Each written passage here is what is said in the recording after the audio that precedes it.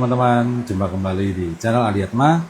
Bersama saya Dimas. Kali ini kita jumpa di hari Selasa tanggal 17 Desember 2024. Nah, edisi kali ini adalah edisi khusus karena berkaitan dengan pengumuman yang sudah dilakukan oleh Kementerian Keuangan ya kemarin pagi jam 10 berkaitan dengan beberapa isu yang sensitif, terutama yaitu isu PPN 12% dan bagaimana dengan nasib para UMKM ini yang memiliki NPP 2018 dan sebelumnya, bagaimana nanti atas PPh final UMKM-nya ke depan.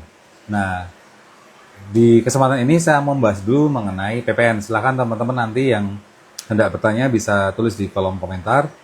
Nanti sebisa mungkin akan saya jawab ya.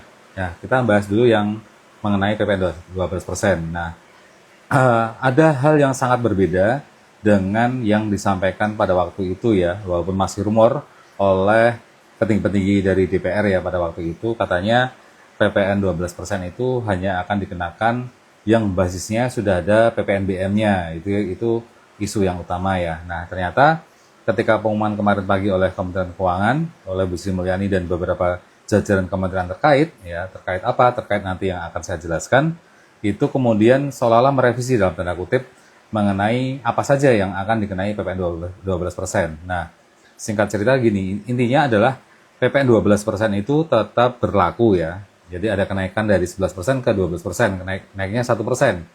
Intinya itu tetap berlaku kenaikannya.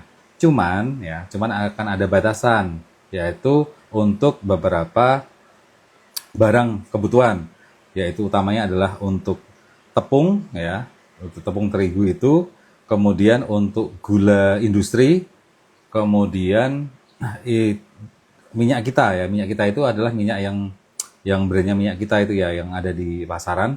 Nah, itu tetap dikenai 12%, cuman oleh pemerintah ditambah atau diganjal dengan insentif 1%. Jadi utamanya adalah tetap berlaku 12%, cuman tadi diganjal 1% untuk industri tepung industri, untuk tepung terigu, gula industri dan kemudian minyak kita. Hanya itu saja ya. Ternyata yang berubah ya.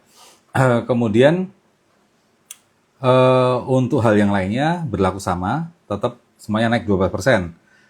Misalnya untuk kondisi teman-teman beli material ke perusahaan yang PKP itu PPN-nya tetap akan 12% untuk yang lain-lainnya ya, kecuali tadi tepung, gula dan minyak kita ya, tetap akan berlaku 12%.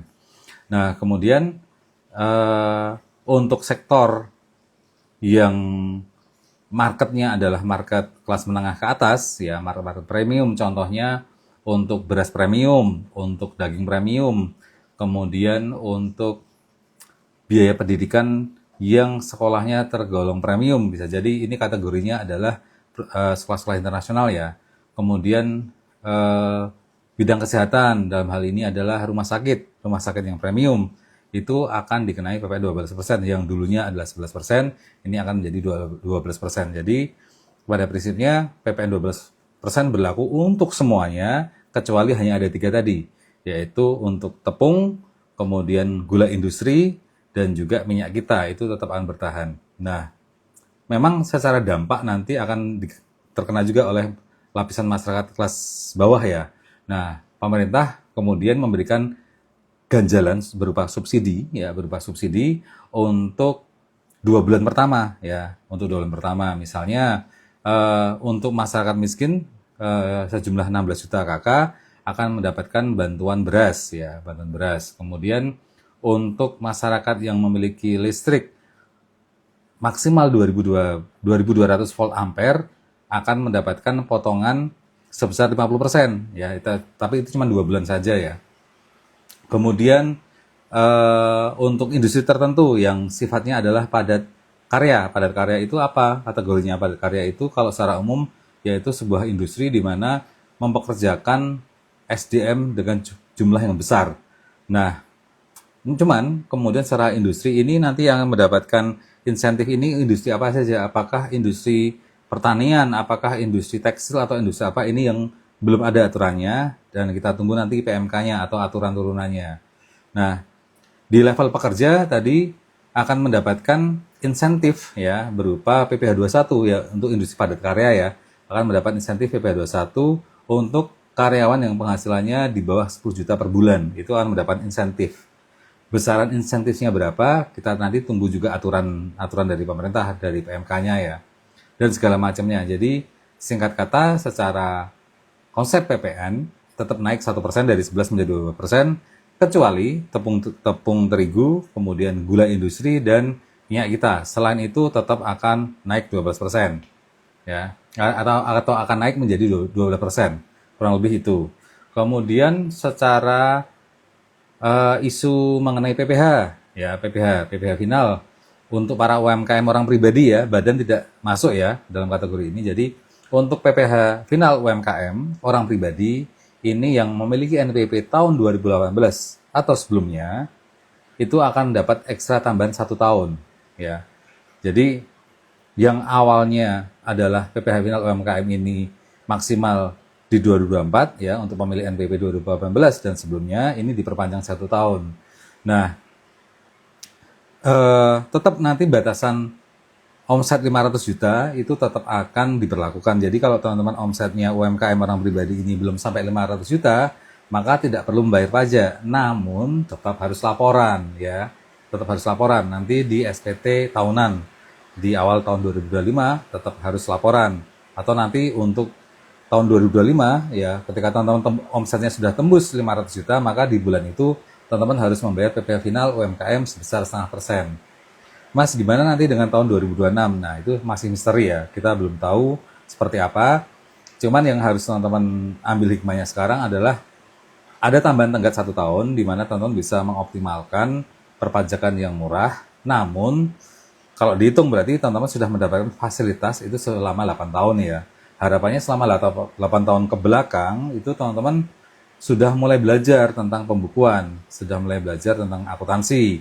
Ya, waktunya panjang loh, 8 tahun atau 7 tahun ke belakang itu dikasih waktu untuk belajar akuntansi, belajar pembukuan, sehingga harusnya awal 2025 itu teman-teman tidak ada alasan lagi untuk tidak melek pajak, untuk tidak melek pembukuan atau tidak melek akuntansi.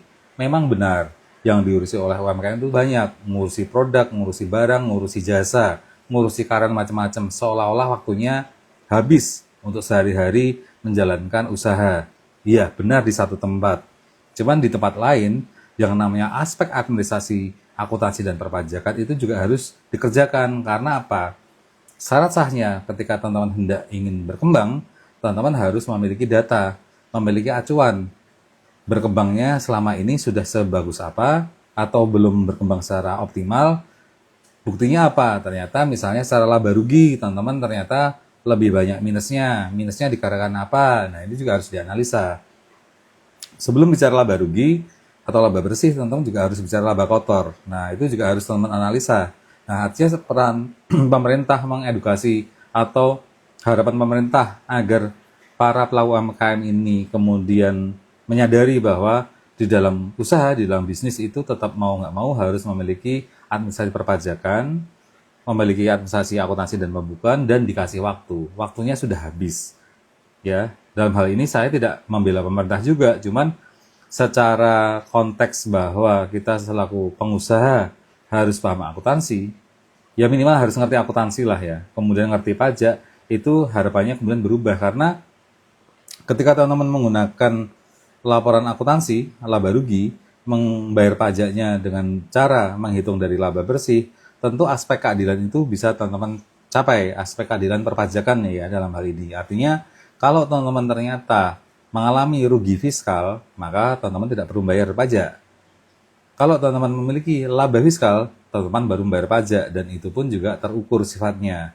Nah, tapi ya kembali lagi, bahwa ternyata setelah diberi waktu 7 tahun selama ini, para pelaku UMKM ini belum juga sadar, belum juga ngeh, belum juga kemudian mampu menaikkan derajatnya dalam konteks kemudian keterampilan dalam pajak dan akuntansi, sehingga minta lagi untuk diperpanjang. Nah, mintanya kalau bisa yang namanya UMKM ini memang harapannya aturan ini dipermanenkan ya, selama mungkin UMKM itu tetap dapat 0,5%. Nah, saya juga tidak tahu konteksnya kemudian pemerintah mempertimbangkan apa. Tapi kalau saya menduga bahwa pemerintah sebenarnya hendak menjunjung tinggi prinsip keadilan perpajakan. Cuman ketika feedback yang diterima oleh masyarakat ini jatuhnya seperti apa, misalnya ya, bahwa pajak itu bagaimanapun itu tetap rumit. Bagaimanapun UMKM ini sebagai satu kelompok masyarakat yang harusnya mungkin malah nggak perlu bayar pajak. Nah, kalau kita melihat koridor secara konstitusi juga tidak bisa seperti itu juga ya, bahwa ini membutuhkan peran serta masyarakat agar berkontribusi terhadap pembangunan. Itu normatifnya seperti itu. Cuman kenyataannya masih membutuhkan waktu lagi 1 tahun untuk agar diperpanjang. Nah, kira-kira seperti apa ke depan? Apakah nanti 2026 juga diperpanjang lagi? Nah, tentu ini akan kembali kepada pemerintah sendiri yang sebenarnya sudah mengundangkan ini ya dalam Undang-Undang Harmonisasi Peraturan Perpajakan sudah jelas bahwa tenggat-tenggat waktunya sudah diatur. Harapannya para pelaku usaha atau wajib pajak ini mempersiapkan diri, tapi ternyata sampai hari ini belum siap-siap juga. Nah, mau sampai kapan para UMKM ini siap? Ya kalau bicara tidak akan siap, ya selamanya tidak akan pernah siap karena tidak pernah mempersiapkan diri. Ya, jadi kalau bicara dari total mayoritas UMKM ini yang mempersiapkan diri untuk berkembang itu berapa? Ya, mungkin berarti dari sini bisa diukur bahwa ada kelompok masyarakat UMKM yang memang tidak ingin kemudian maju secara usaha, inginnya tetap ada di koridor itu terus. Nah, kembali lagi ini PR bersama antara para pelaku UMKM sendiri atau asosiasi UMKM ataupun pemerintah ya, atau gabungan dari para pengusaha. Nah, ini yang kemudian ya sudah kita sikapi saja bahwa oke, kita memiliki waktu tambahan 1 tahun, mari kita mempersiapkan diri para UMKM yang sudah memiliki NPP lama 2018 dan sebelumnya untuk kemudian agar tahun 2026 nanti sudah bisa menggunakan pilihan ya. Ada namanya pencatatan menggunakan norma, ada lagi menggunakan pembukuan. Monggo silakan dipilih ya. Jadi sebenarnya ketika batas waktu PPh final UMKM ini selesai, teman-teman masih memiliki pilihan untuk menggunakan norma ya, menggunakan norma. Syaratnya apa? Setiap awal tahun dari 1 Januari sampai 31 Maret silahkan teman-teman download namanya NPPN, norma pokok perhitungan itu. Karena syarat untuk bisa menggunakan NPPN adalah mendownload NPPN itu, formulir itu atau surat keterangan NPPN itu. Karena setelah tanggal 31 Maret, teman-teman sudah tidak bisa lagi memiliki kesempatan untuk mendownload. Sehingga ketika teman-teman tidak memiliki sertifikat atau surat keterangan NPPN, maka oleh kantor pajak teman-teman dianggap menggunakan pembukuan. Nah, pencatatan dan pembukuan dua hal yang berbeda. Pencatatan itu apa atau NPPN itu apa? Intinya teman-teman akan dihitung pajaknya dari ya omset dikalikan tarif. Nah, tarifnya berapa? Tarifnya itu tergantung yang pertama, teman-teman ada di industri mana? Apakah di industri restoran, industri pengolahan bahan baku, industri fashion atau apa? Itu harus teman-teman lihat dulu industrinya apa. Yang kedua, teman-teman tinggal di kota mana? Karena ketika teman-teman sudah memilih industri yang sesuai dengan bidang usaha teman-teman, maka teman-teman harus memilih kota karena nanti antar satu kota dan kota yang lain itu berbeda presentasinya. Misalnya omset teman-teman itu dalam 1 tahun misalnya 500 juta ya. Kemudian NPPN-nya teman-teman itu misalnya di industri yang tarifnya 30%. Sehingga bagaimana cara menghitung pajaknya? Omset dikalikan norma 500 juta dikalikan 30%, maka yang dianggap bersih ya, laba bersih itu dianggapnya 500 kalikan 30% ketemu 150 juta. Nah, dari 150 juta itu nanti tinggal teman-teman kurangi dengan PTKP teman-teman sendiri. Apakah teman-teman itu single memiliki tanggungan, atau kemudian sudah menikah, memiliki tanggungan satu, dan seterusnya. Sehingga ketemulah nanti dasar perhitungan pajaknya. Ya, nanti tinggal teman-teman kalikan secara progresif. Ya, itu ketika kemudian teman-teman bertindak selaku orang pribadi yang melakukan pencatatan. Nah, ada opsi lagi, teman-teman bisa melakukan yang namanya pembukuan. Pembukuan itu seperti apa? Pembukuan itu ya sudah, nanti teman-teman tinggal omsetnya berapa, dikurangi biaya produksi, ya, atau biaya pulaknya, ketemulah laba kotor. Laba kotor dikurangi biaya macam-macam, biaya usaha, sesuai dengan urusan perpajakan ya. Kemudian ketemulah laba bersih. Laba bersih ini yang kemudian tinggal dikurangi dengan PTKP teman-teman. Ketemulah kemudian dasar perhitungan pajak terutangnya. Sebenarnya simpel ya. Teman-teman mau menggunakan norma atau pembukuan itu sebenarnya simpel. sebenarnya sangat simpel, apalagi pembantu UMKM ya. Itu sangat simpel. Cuman ada beberapa teman yang memang tidak mau beranjak dari PPh final untuk pindah ke pencatatan norma atau pembukuan. Nah, keengganan beranjak ini yang kemudian akan menjadi masalah. Menjadi masalah untuk siapa? Baik lagi masalah ke teman-teman sendiri. Karena apa? Ketika teman-teman memudahkan segala hal, ya, misalnya tadi saya mau bayar pajaknya semurah mungkin, sehingga apa? Omset dikali 0,5%. Tetapi dasar-dasar untuk teman-teman membuat pembukuan itu tidak pernah akan dikerjakan. Dampaknya apa terhadap bisnis teman-teman? Kalau teman-teman tidak pernah memiliki pembukuan, maka teman-teman akan susah untuk mengukur usahanya ini berhasil apa enggak, usahanya ini berkembang apa tidak, dan segala macamnya. Jadi concernnya negara itu ketika kemudian hendak menghentikan PPh final ini tentu ada maksud dan tujuannya. Maksud dan tujuannya siapa? Ke para pelaku pengusaha itu sendiri. Teman-teman sebagai pengusaha akan menjadi melek akuntansi. Melek akuntansi itu dampaknya teman-teman akan tahu dengan detail bisnis teman-teman semua. Yang kedua adalah agar teman-teman bisa mencapai satu kuadran pajak yang berkeadilan. Karena kelemahan dari PPh final ini ya, itu adalah ketika teman-teman rugi, maka teman-teman tetap akan bayar pajak setelah omsetnya tembus 500 juta. Jadi nanti teman-teman bisa berhitung sendiri, seandainya saya menggunakan PPh final, saya akan bayar pajaknya berapa. Tetapi kalau saya menggunakan PPh final terus, maka saya tidak akan pernah belajar akuntansi. Karena tidak pernah belajar akuntansi, maka tidak bisa belajar tentang mengenali bisnis teman-teman semua, bagaimana melipat gandakan. Ya, tentu kalau teman-teman tidak pernah punya caratan, maka tentu teman-teman tidak bisa mengukur bisnisnya.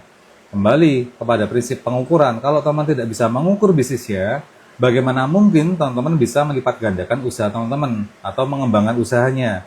Ya, itu menjadi PR teman-teman tersendiri. Nah, monggo silakan pertimbangkan kebijakan dari pemerintah yang 1 tahun ini. Teman-teman masih dikasih kesempatan untuk memperbaiki diri selama 1 tahun. Kemudian selanjutnya akan ada 2 pilihan. Teman-teman mau menggunakan norma dengan syarat mendownload surat keterangan norma, atau teman-teman akan menggunakan pembukuan. Monggo silakan pilih dan silakan beranjak di zona nyaman yang sudah teman-teman rasakan selama ini. Mungkin bayar PPh final UMKM itu murah sehingga membuat teman-teman nyaman. Tetapi di balik kenyamanan itu, yang mungkin teman-teman tidak bisa prediksikan adalah teman-teman pada akhirnya tidak pernah beranjak untuk bertumbuh, tidak pernah memiliki catatan akuntansi, tidak pernah bisa mengenali bisnisnya dengan detail. Kurang lebih seperti itu ketika kita bicara mengenai PPh final UMKM. Nah, balik ke yang awal tadi, akan saya sebutkan beberapa aturan-aturan yang kemarin dibacakan oleh Ibu Sri Mulyani, yaitu mengenai paket kebijakan ekonomi untuk kesejahteraan. Tadi secara umum sudah saya singgung ya, secara umum saja. Nah, sekarang kita masuk kepada detailnya. Ada 6 bidang yang akan terdampak. Bidang yang pertama yaitu bidang rumah tangga. Ya, bidang rumah tangga nanti untuk masyarakat yang kelas miskin ya akan mendapatkan bantuan pangan atau beras ya untuk 16 juta KK masing-masing, nanti akan mendapatkan bantuan sebesar 10 kg. Kalau nggak salah ini hanya 2 bulan. Oke. Yang kedua tadi mengenai PPN ya. PPN itu utamanya semuanya naik ya tanpa terkecuali. Namun untuk tepung terigu, gula industri dan minyak kita itu nanti disubsidi oleh pemerintah sebesar 1% ya. Sehingga apa? Netnya ya juga ketemunya jadi 11%. 12% PPN-nya dikurangi dengan subsidi pemerintah 1% sehingga ketemunya 11%. Kemudian yang berikutnya yaitu tadi diskon listrik untuk daya sampai 2200 volt ampere ya. Itu akan dapat diskon selama 2 bulan saja, Januari Februari. Jadi teman-teman yang memiliki tagihan pascabar atau prabayar, kalau konteksnya token juga teman-teman membelinya juga akan dapat diskon 50%. Itu akan berguna lah untuk teman-teman yang saat ini atau nanti per 1 Januari akan kena dampak kenaikan daripada PPN ini.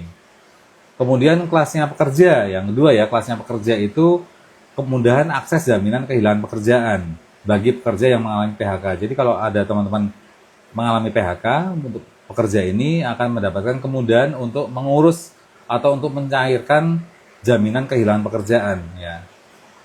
Kemudian dampak yang ketiga atas pemberlakuan paket stimulus ini apa? Yaitu untuk UMKM tadi, bahwa UMKM yang pemilik NPWP 2018 dan sebelumnya mendapatkan masa perpanjangan selama 1 tahun di 2025, yaitu berlaku PPh 0,5%.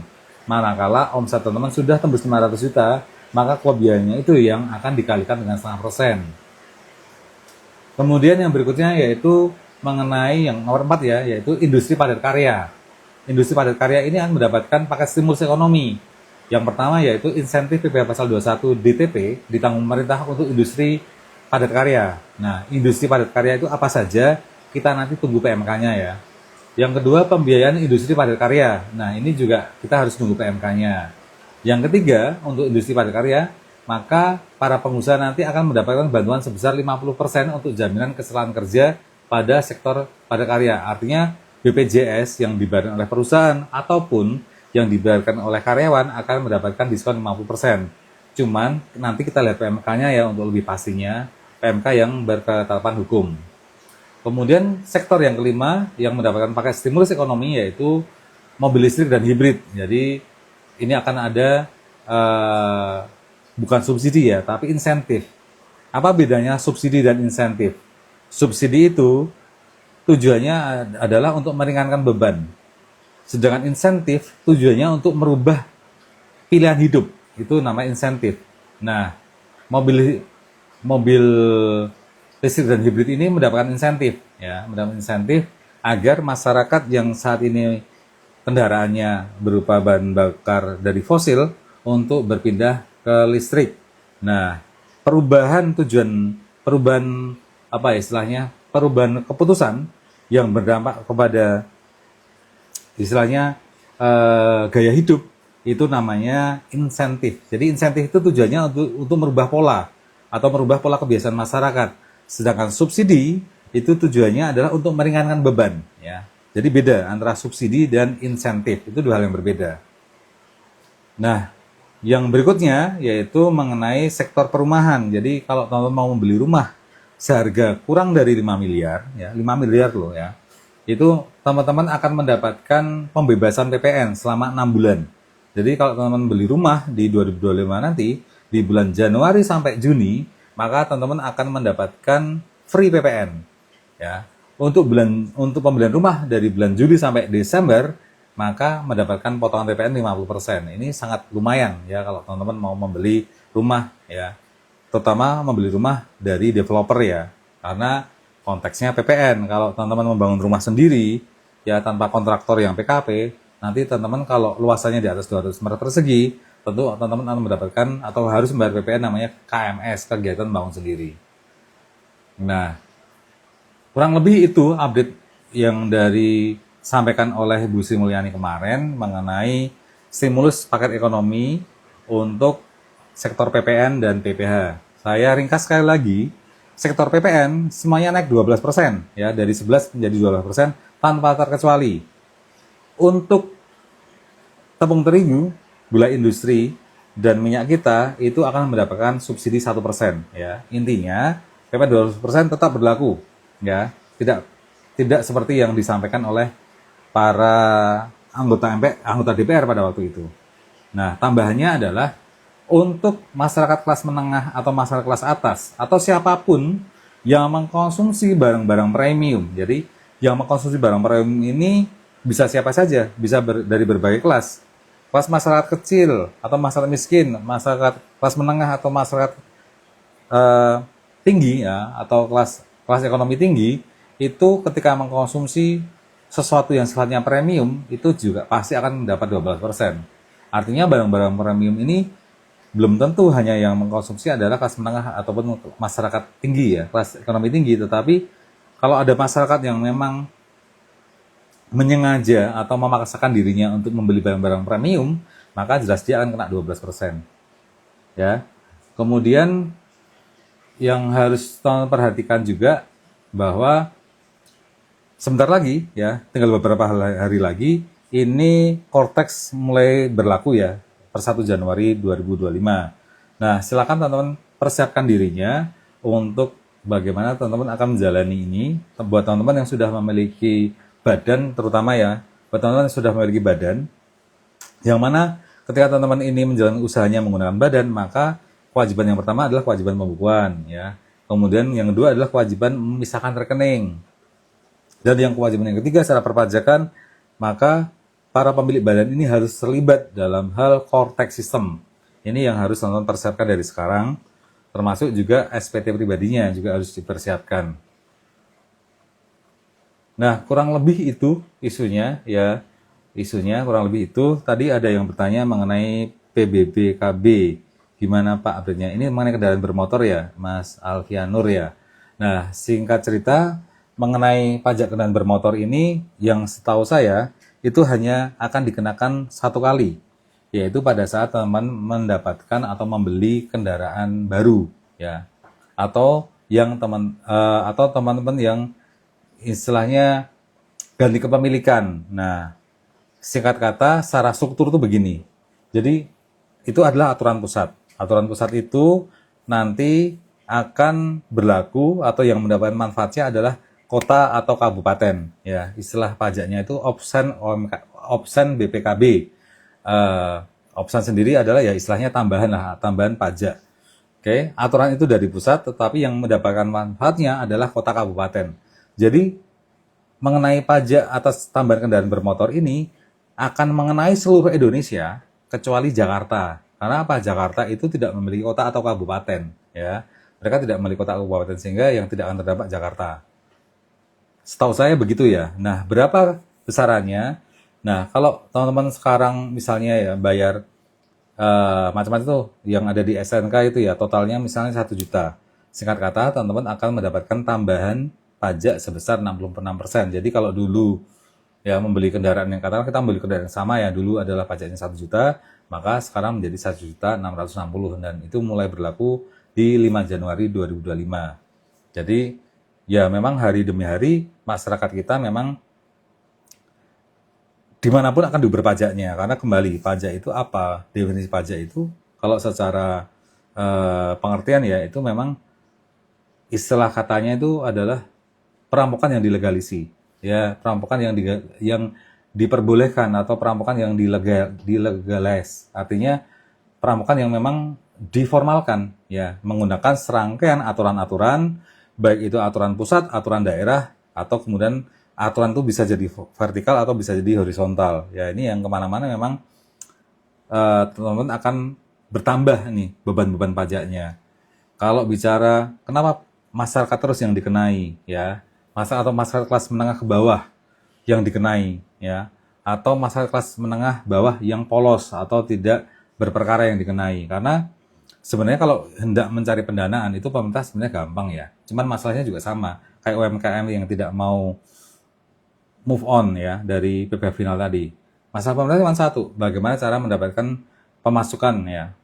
Pemasukan itu bisa macam-macam. Kalau dari masyarakat yang namanya pajak, kalau dari sektor yang lain memanfaatkan sumber daya alam ya itu nanti bisa jadi namanya konteksnya ada nanti devisa dan macam-macam lah. Cuman yang menarik adalah bahwa selama ini pemerintah itu cara gampang mendapatkan pemasukan itu hanya dari pajak. Pemerintah itu enggan atau tidak mau mencari sumber-sumber yang lain, misalnya melakukan efektivitas dan efisiensi pengolahan sumber daya alam, sehingga hasil dari pengolahan sumber daya alam itu bisa dimaksimalkan untuk masyarakat. Nah, itu pemerintah yang nggak mau mikir di situ. Yang pertama, artinya pemerintah itu membuka keran untuk kapitalisasi, di mana perusahaan-perusahaan itu bisa kemudian dengan kapitalnya bisa mengoptimalkan. Ya, cuman kita tahu ya bahwa selalu yang namanya mendapatkan jatah pengolahan sumber daya alam ini adalah kemudian oligarki, ya kita tahu itu ya. Jadi itu istilah oligarki sudah menjadi pembicaraan rahasia umum di masyarakat bahwa namanya politisi itu dekat atau lekat dengan oligarki, di mana oligarki akan diuntungkan. Nah, ini yang kemudian pemerintah juga enggan untuk kemudian membuat aturan yang rigid, sistem yang lebih jelas bagaimana pengoptimalan sumber daya ekonomi ini untuk sepenuhnya kemaslahatan masyarakat, tidak ke kemaslahatan oligarki. Aspek yang lain, kalau pemerintah memang mau ya mencari sumber pemasukan, ya gampang, dari puluhan tahun yang lalu juga sudah ada solusinya, yaitu mengenai undang-undang perampasan aset. Cuman kita juga menjadi rahasia umum bahwa pemerintah dalam hal ini anggota DPR ya enggan untuk mensahkan undang-undang perampasan aset, karena jelas teman-teman mereka akan kena semua. Jadi kalau kita bicara mengenai power, kekuasaan itu, pemerintah itu berwenang dalam hal menyusun seluruh kebijakan yang menguntungkan masyarakat.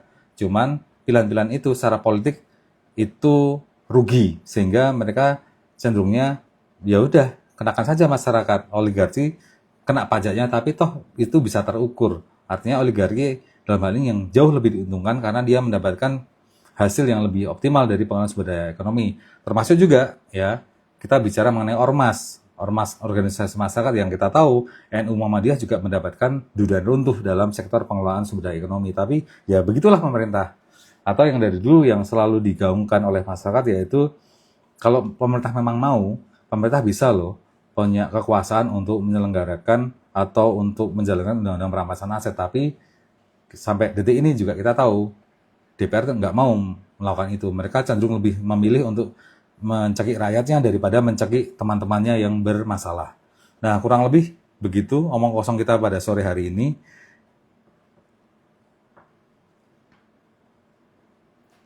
Nah, betul ini Mas Aryan, pajak adalah kontribusi wajib kepada negara yang bersifat memaksa berdasarkan undang-undang dengan tidak mendapat manfaat imbalan secara langsungnya. Betul, ini yang namanya pajak. Beda dengan namanya retribusi. Kalau retribusi dia langsung mendapatkan manfaat langsung. Oke, jadi kita tahu bahwa kemudian di kondisi masyarakat memang kita harus menyiapkan diri kita untuk kemudian kiri kanan atas bawah akan dikenai pajak yang itu tidak akan semakin turun tetapi kecenderungannya akan semakin naik. Yang saya baca dari PowerPoint yang dibagikan memang menggunakan beberapa asumsi ya atau perbandingan dengan negara lain. Oke lah, itu bisa disampaikan, kita bisa mengerti. Cuman apa ya harus selalu pajak menjadi tumpuan untuk mengejut penerimaan negara? Ada loh sektor lain, cuman masalahnya pemerintah mau atau tidak. Kurang lebih begitu teman-teman. Kalau nanti ada hal yang hendak ditanyakan, kita bisa jumpa lagi dalam forum yang lain. Nanti mudah-mudahan minggu depan ataupun awal Januari kita lebih akan intens untuk membicarakan mengenai Cortex System. Bagaimana teman-teman yang UMKM ini untuk siap-siap menjalankan Cortex, dan juga teman-teman di awal Januari ini teman-teman harus sudah menyiapkan SPT 2024 ya. SPT tahun 2024 ini nanti masih menggunakan format lama. Jadi awal tahun kita akan memiliki dua agenda. Pertama tentang pelaporan SPT tahun 2024 menggunakan form lama, dan juga Cortex mulai Januari itu sudah kita jalankan. Nah, kita akan lebih banyak ketemu nanti di forum-forum live IG seperti ini, ataupun di YouTube, di live YouTube, ataupun nanti di konten-konten yang lain. Harapannya teman-teman bisa tercerahkan, kita bisa sama-sama saling mengedukasi, saling mempersiapkan diri agar dampak pajak ini hanyalah dampak pajak yang sifatnya terutang. Jangan sampai teman-teman nanti akan kenai denda, bunga, ataupun kenaikan.